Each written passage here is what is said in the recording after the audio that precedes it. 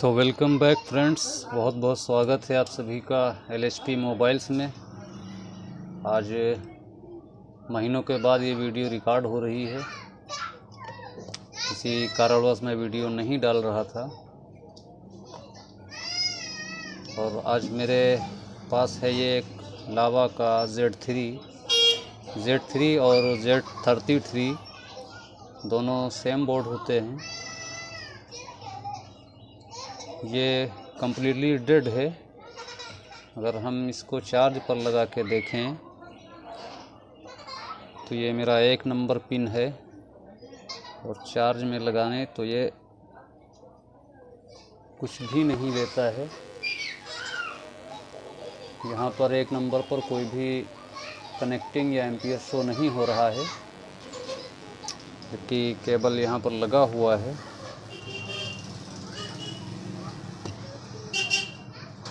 तो एक बार हम बोर्ड की कंडीशंस देख लेते हैं, क्योंकि लावा में अक्सर लोग जो गड़बड़ी कर देते हैं वो चार्ज आईसी की फॉल्ट होती है और चार्ज आईसी निकाल दी जाती है, जबकि इसका चार्ज आईसी दूसरे बहुत कम ही सेट्स में मिलता है और बोर्नियो के पास भी इसका डेटा मैच नहीं होता है इस आईसी का।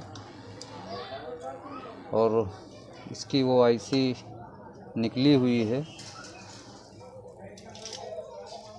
यहाँ पर वो चार्ज आईसी लगी होती है जिसे निकाल दिया गया है। यूट्यूब पर काफ़ी लोगों ने इसको बाईपास किया है, बट ये बाईपास का सही तरीका नहीं है, क्योंकि इससे बैटरी डायरेक्टली चार्ज होती है और इंडिकेशन ख़त्म हो जाता है। मैंने कई सारे वीडियो देखे जिनमें ये चीज़ दिखाई गई है। माइक्रोस्कोप पर दिखाते हैं आपको।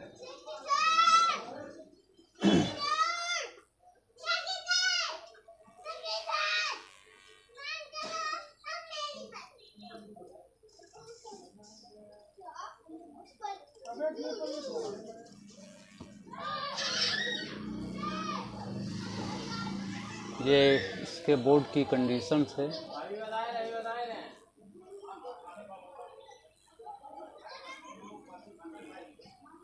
यहाँ ये इसका चार्ज आईसी निकला हुआ है और अगर देखें कुछ आई डायग्नोस करते हैं तो क्या मिलता है हमें। और शायद किसी ने इसको बनाया होगा, पर बनाते बनाते ये डेड हो गया।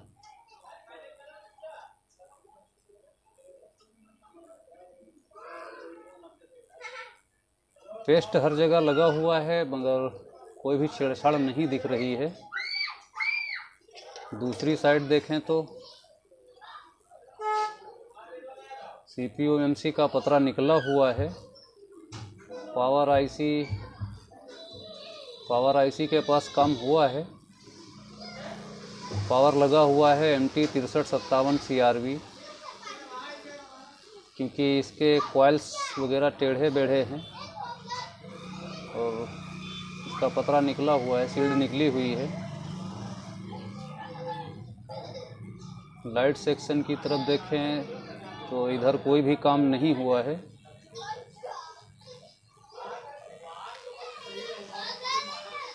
इसका eMMC पर शायद काम हुआ होगा, क्योंकि पेस्ट लगा हुआ है। CPU और रैम पर इसका काम नहीं हुआ है अभी।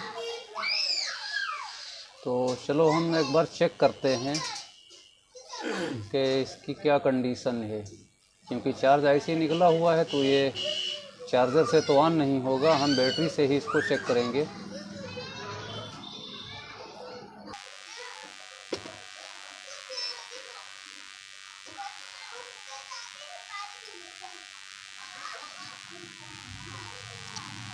तो सबसे पहले हम इसका चेक करते हैं VPH, क्योंकि VPH ही हमें चेक करना होगा। क्योंकि इस तरह देख सकते हैं ये मल्टीमीटर हमारा काम नहीं कर रहा है ठीक से।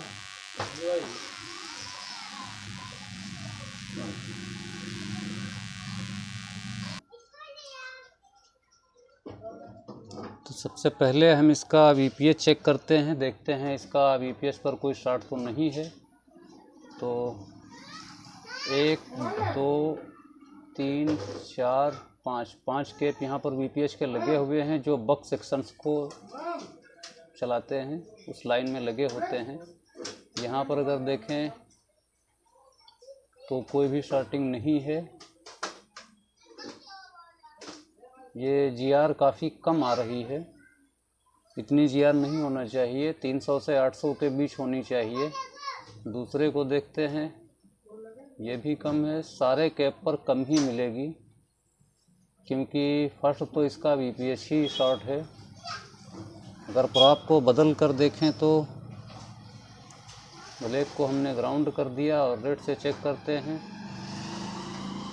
तो इसका VPH शॉर्ट है। अगर बक की तरफ देखें, एक तो प्रॉब्लम इसका VPH शॉर्ट है। बक की तरफ अगर देखें, ये बक ओके है इसका, और इसको देखें तो ये बक भी इसका शॉर्ट है, ये ओके है, ये भी ओके है, ये भी ओके है। अगर 1.8 की बात करें तो इसमें यहाँ आता है 1.8 भी इसका ओके है। अगर क्रिस्टल की तरफ देखें, ये भी लाइन ओके है, ये ओके है, ये भी ओके है, और ये भी ओके है। बट चारों लाइन रीडिंग नहीं देनी चाहिए, एक लाइन इसमें से ग्राउंड होनी चाहिए थी, क्योंकि ग्राउंड नहीं है, क्योंकि हम प्रॉप चेंज करके देख लेते हैं तो ग्राउंड बजेगी। ये ग्राउंड है, इस पर कोई भी रीडिंग नहीं है। पावर IC में एक साथ इतने फॉल्ट्स नहीं हो सकते, हो सकता है ये पावर ही ख़राब हो। तो हम एक बार इसके पावर को निकाल कर इसकी शॉर्टेज वगैरह देखते हैं, पैड की GR लेते हैं, और ये जो बक कॉइल शॉर्ट है इसको भी देखेंगे।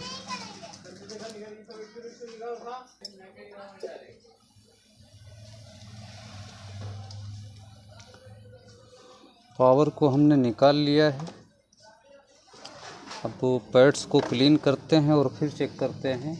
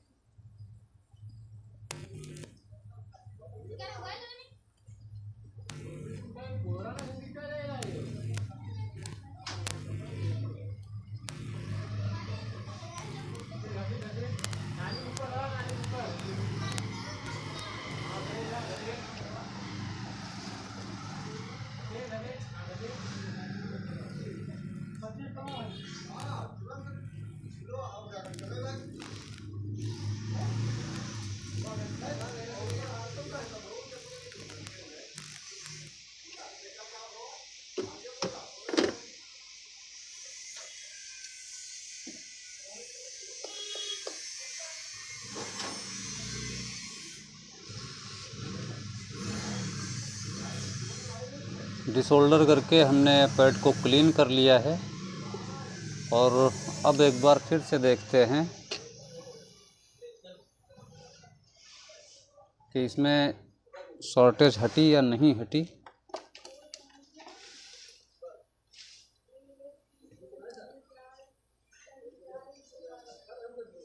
ये VPH है, इसका शॉर्टेज चला गया है, 329 की रीडिंग आ गई है। इस पर भी, इस पर भी, इस पर भी, और इस पर भी, पांचों के पांचों का शॉर्ट निकल गया है।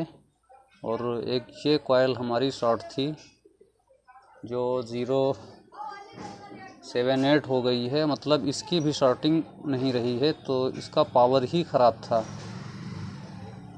इसमें कुछ पैड्स टूटे हुए हैं, शायद एनसी होंगे।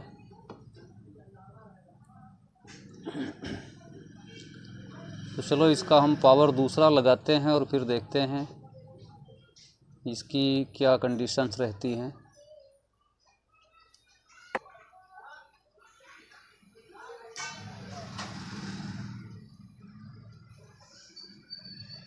तो एक नया पावर आईसी हम इस पर लगाने जा रहे हैं, फिर देखते हैं क्या शॉर्टिंग हमारी रहती है या चली जाती है, क्योंकि पावर आईसी निकालने पर सारी शॉर्टिंग्स निकल गई।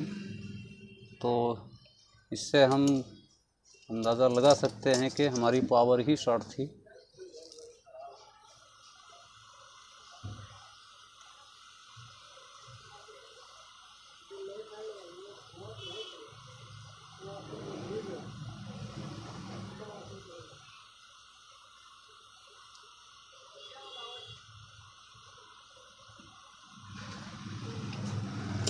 थोड़ा सा पेस्ट बढ़ा देते हैं क्योंकि न्यू आईसी है, इसके नीचे पेस्ट नहीं था।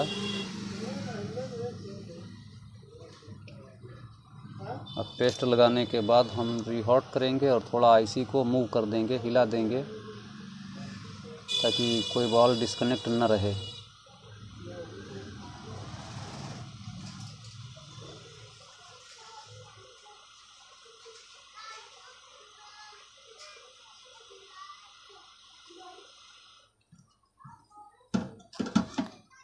बोर्ड को थोड़ा सा ठंडा होने देते हैं, फिर दिखाते हैं शॉर्टिंग इसकी निकली या नहीं निकली या फिर आ गई।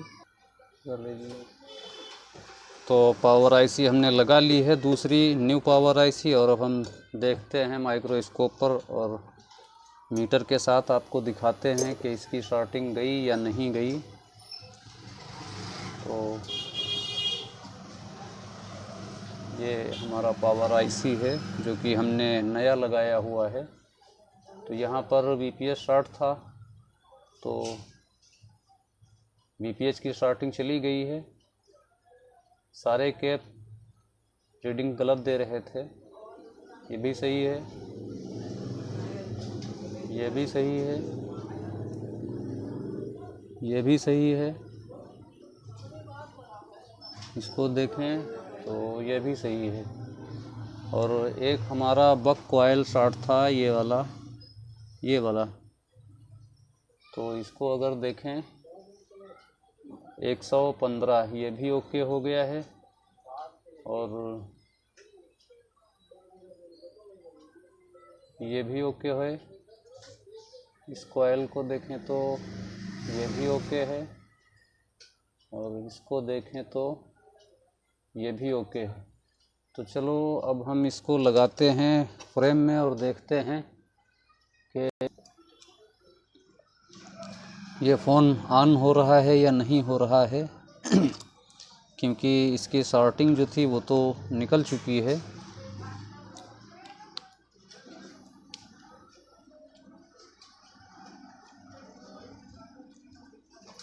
अब देखें ये ऑन होता है या नहीं होता है। ये फ़ोन ऑन हो चुका है। अभी ये फ़ोन चार्जिंग नहीं करेगा क्योंकि इसका चार्जर आईसी नहीं लगा हुआ है, जो कि आसानी से अवेलेबल भी नहीं हो पाता है।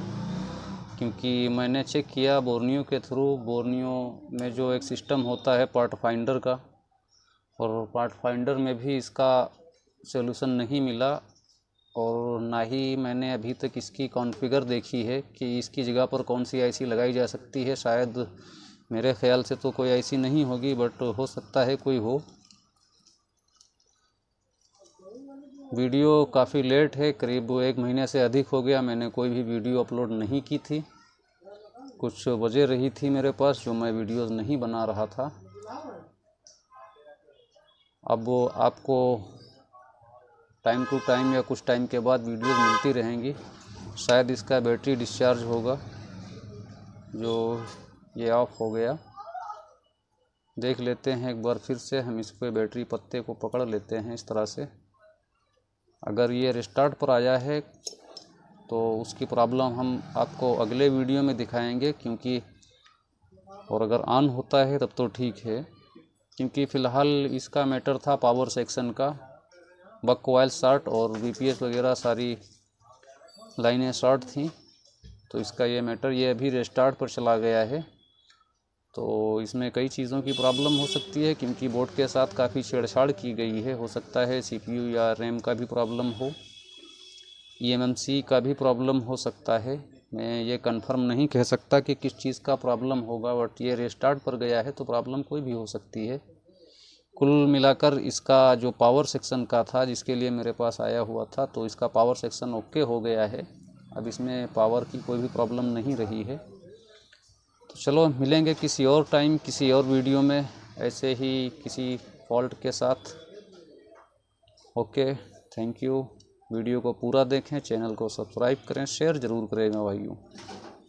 मिलते हैं किसी और वीडियो में। ओके। अभी जो इसकी रिस्टार्ट होने की प्रॉब्लम थी, उसकी एक प्रॉब्लम ये भी मैंने अभी फाइंड की हुई है कि गलती से मैंने इसका 6357 CRB की जगह ओनली V 6357V IC लगा दिया है, पेस्ट कर दिया है। तो हो सकता है कि इसकी वजह से भी ये रिस्टार्ट कर रहा हो। तो चलो, अगर इसकी वजह से है तो IC चेंज होने पर ये सही हो जाएगा।